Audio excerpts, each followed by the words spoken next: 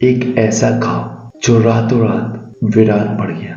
जी हाँ दोस्तों, राजस्थान की गोल्डन सिटी जैसलमेर से 20 किलोमीटर की दूरी पर स्थित है कुलधरा गांव। पर्यटकों द्वारा देखे जाने वाली सबसे खास जगहों में से एक है। जब आप इस जगह पर जाएंगे तो आपको पता चलेगा कि यह गांव राजस्थान के सबसे खास आकर्षणों में से एक है, जिसे आपको यात्रा कार्यक्रम में जरूर शामिल करना चाहिए। राज्य के रेगिस्तान के अलावा यह जगह सुंदर और खूबसूरती के कारण काफी मशहूर है। कुछ लोग कुलधरा गांव को डरावना और भूतिया बताते हैं। इस गांव और इसके आसपास कई भूतिया और असाधारण गतिविधियां देखी गई है, लेकिन इसका कोई पुख्ता सबूत आज तक कोई नहीं दे पाया है। कुलधरा गांव अपने हिसाब पर सुंदरता और इतिहास के कारण घूमने के लिए एक दिलचस्प जगह है। कुलधरा गांव का इतिहास। कुलधरा गांव ब्राह्मणों द्वारा बसाया गया था, जो पहाड़ी क्षेत्र से जैसलमेर चले आए थे और कुलधरा गांव में बस गए। इस गांव की किताबों और साहित्यिक ग्रंथों में कहा गया है कि पहाड़ी के एक ब्राह्मण गधान ने सबसे पहले इस स्थान पर अपना घर बनाया और तालाब भी खोदा, जिसका नाम उन्होंने उदनसार रखा। पहाड़ी ब्राह्मणों को परिवार कहा जाता था। कुलधरा गांव में से कई शिलालेख और नक्काशी पाए गए,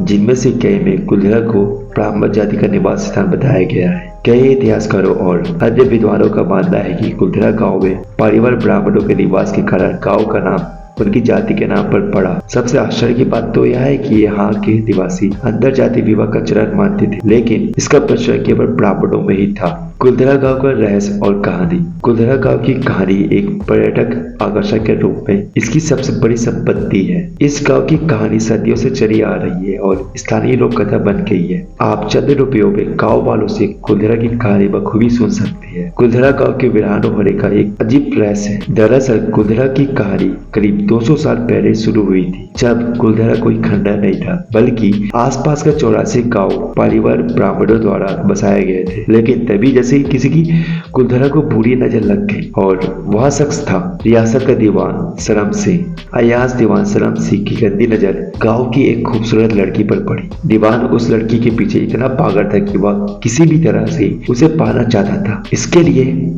उसे ब्राह्मणों पर दबाव बनाना शुरू कर दिया। हद तो तब हो गई जब शक्ति से भरपूर दीवान ने लड़की के घर संदेश भेजा कि अगर अगली पूर्णिमा तक लड़की उसे नहीं मिली तो वह गांव पर हमला कर देगा और उस लड़की को ले जाएगा। दीवान और गांव वालों के बीच की यह लड़ाई अब एक कुंवारी लड़की के सम्मान के साथ साथ गांव के स्वाभिमान की भी थी।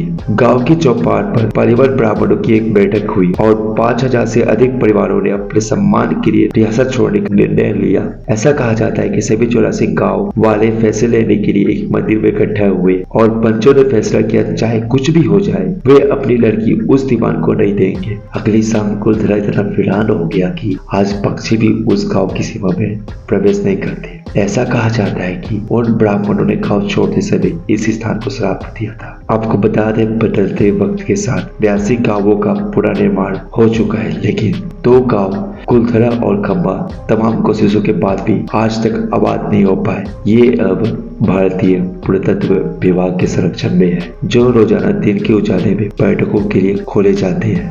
कुलधरा गांव में क्या होता है? कहा जाता है कि यह गांव आध्यात्मिक शक्तियों के कब्जे में है। पर्यटन स्थल में तब्दील हो चुकी कुलधरा गांव में घूमने आने वालों के मुताबिक यहाँ रहने वाले परिवार ब्राह्मणों की आहट आज भी सुनाई देती है। उन्हें वहाँ हर पल ऐसा महसूस होता है कि कोई आसपास घूम रहा है। वहाँ हमेशा बाजार की हलचल, महिलाओं के बात करने की आवाज, उनकी चूड़ियों और पायरों की आवाज आती है। प्रशासन ने इस गांव के बाहरी इलाके में एक गेट बनवाया है, जिसके पार दिन में तो पर्यटक घूमने के लिए आते रहते हैं, लेकिन रात के समय इस गेट को पार करने की कोई हिम्मत नहीं करता। कुलधरा गांव में एक ऐसा मंदिर है जो आज भी श्राप मुक्त है। यहाँ एक बावड़ी भी है जो उन दिनों पीने के पानी का स्रोत थी। यहाँ एक खामोश गलियारे में उतरती हुई कुछ सीढ़ियां भी है। कहा जाता है कि यहाँ शाम ढलने के बाद अक्सर कुछ आवाजें सुनाई देती है। लोगों का मानना है कि वह आवाज 18वीं सदी का दर्द है, जिससे परिवार ब्राह्मण गुजरे थे। गाँव में कुछ घर ऐसे हैं जहाँ अक्सर रहस्यमय परछाइयां आंखों के सामने आती है। दिन के उजाले में सब कुछ इतिहास की कहानी जैसा लगता है, लेकिन शाम ढलते ही कुलधरा के दरवाजे बंद हो जाती है। लोगों का कहना है कि रात के समय जो भी यहाँ आया वह हादसे का शिकार हो गया।